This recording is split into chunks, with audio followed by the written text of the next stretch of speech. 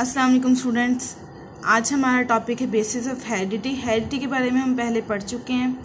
Heredity क्या थी एक दफ़ा रिकॉल कर लें तो हेरिडिटी हमारे पास वो खसूसियात थी, वो कैरेक्टरिस्टिक्स थी जो कि ऑफस्प्रिंग्स में अपने पेरेंट्स से आती हैं। ठीक है, यानी कि खसूसियात की जो मुंतकिली होती है, ट्रांसफ़र का जो प्रोसीजर होता है उसको जो है हम हेरिडिटी या फिर विरासत बोलते हैं। ठीक है, अब जो है हमने उन जो हेरिडिटी है वो किस बेस पे कौन सी चीज़ें हैं जो कि उसको रिटेन करती हैं या फिर उसको उसके अंदर अपना पार्ट रखती हैं इंपॉर्टेंट, उन चीज़ों के बारे में हम स्टडी करेंगे। उसमें सबसे पहली जो चीज़ है दैट इज़ जीन।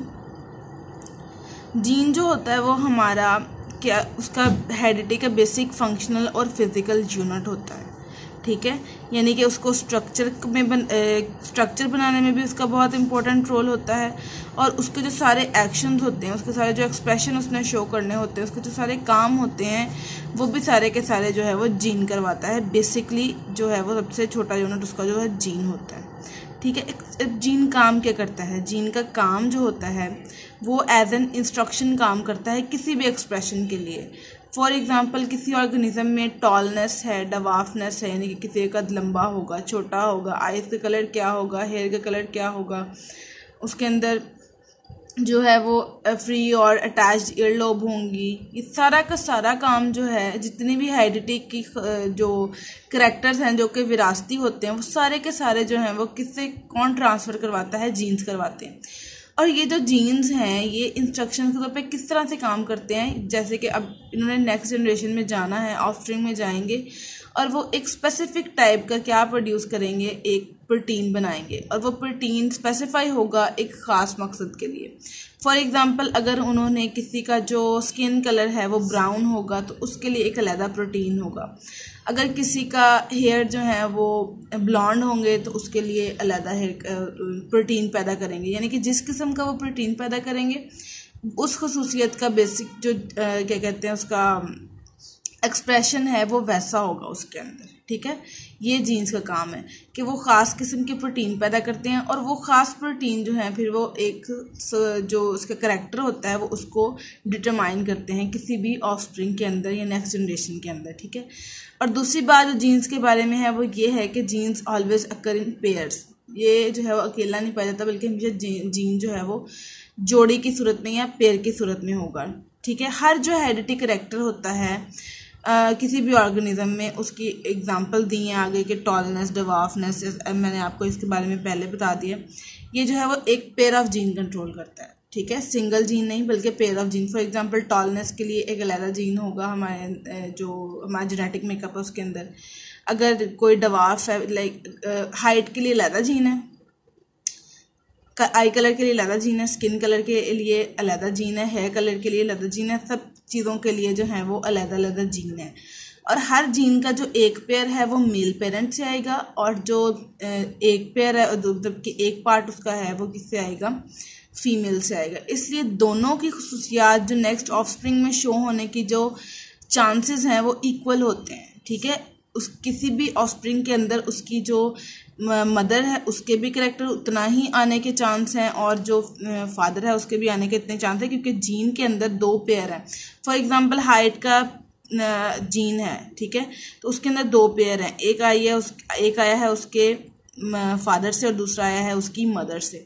तो अगर फॉर एग्जांपल अगर उसकी जो मदर वाला जीन है उसके अंदर टॉलनेस है और उसके फादर वाले जीन के अंदर डवाफनेस है तो इक्वल चांसेस हैं कि वो उसके अंदर दोनों करैक्टर्स शो हो सकते हैं। हो सकता है टॉलनेस हो जाए, हो सकता है डवाफनेस हो जाए, लेकिन दोनों के अंदर टॉलनेस है, दोनों के अंदर डवाफनेस है तो वो लाजमी बात है कि उसके अंदर जो है वो ही करैक्टर शो होंगे। ठीक है, नेक्स्ट है उन्होंने कहा है कि हमारे सेल्स के अंदर एक्चुअली जीन की लोकेशन क्या होती है, जीन पाए कहाँ पे जाते हैं, where are genes found physically, उसकी एक्चुअल प्लेस कौन सी है।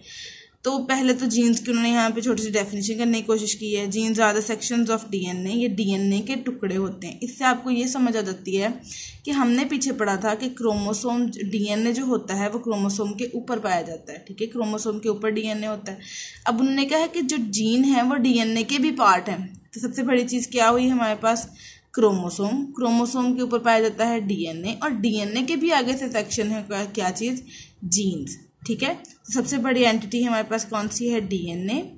उसके बाद आ जाते हैं सबसे बड़ी एंटिटी हमारे पास क्रोमोसोम है। क्रोमोसोम के बाद उसके ऊपर पाए जाते हैं डीएनए, और डीएनए के आगे सेक्शन, उसके पार्ट कौन से हैं हमारे पास, जीन्स हैं, ठीक है।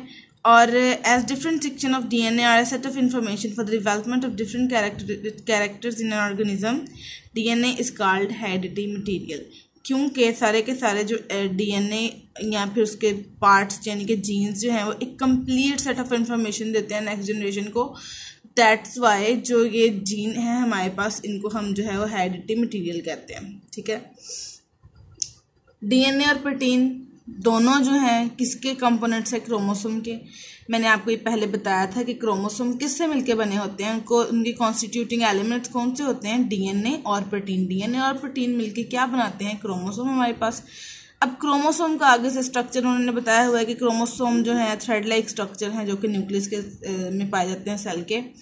और ये जो है एक इम्पॉर्टेंट बात है, ये जो है वो बिल्कुल डिस्टिंग्विश्ड फॉर्म में हमें कब नज़र आते हैं, जब सेल डिवाइड हो रहा होता है। अदरवाइज जो है वो हम इनको आइडेंटिफाई नहीं कर सकते अलग-अलग क्रोमोसोम के तौर पे। इनकी आइडेंटिफिकेशन या डिस्टिंग्विश जो है ये तभी हम कर सकते हैं जब सेल डिवीजन के मराहिल में होता है। अदरवाइज अगर ये नॉर्मल हालात में है सेल, तो तब हम उनको नहीं देख सकते इस तरह से। अब इनके आगे से दो उसके पार्ट्स बताए हुए। Typical chromosome consist of 2 arms called chromatids which are attached to the same part called centromere. इसका मैं आपको दिखा देती हूँ, दिस वन, ओके। यहाँ से आपको नज़र आ रहा होगा कि इसके अंदर जो है वो 2 आर्म्स हैं, एक ये और एक ये, और ये जो दोनों हैं आपस में एक जगह पर जुड़ी हुई हैं। ये जो हमारे पास इसके दोनों आर्म्स हैं इनको हम क्रोमेटिड्स बोलेंगे, और जिस जगह से वो जुड़े हुए हैं उनको हम सेंट्रोमियर बोलेंगे, और इस पूरे को हम जो है वो क्रोमोसोम बोलेंगे, ठीक है। यानी कि एक दफ़ा दोबारा से देख लें, इसकी 2 आर्म्स हैं, ये वाली और ये वाली। ये आर्म्स दोनों कहलाएंगे हमारे पास क्रोमेटिड्स, और जिस जगह से ये यूनियन है जहाँ से ये जुड़े हुए हैं इस पार्ट को हम बोलेंगे सेंट्रोमियर, ओके। ये जो है ये ड्यूरिंग डिवीजन जब ये डबलिंग हो जाती है उसको दिखाया हुआ है, ठीक है। नॉर्मली जो क्रोमोसोम है इज लाइक दिस, ओके।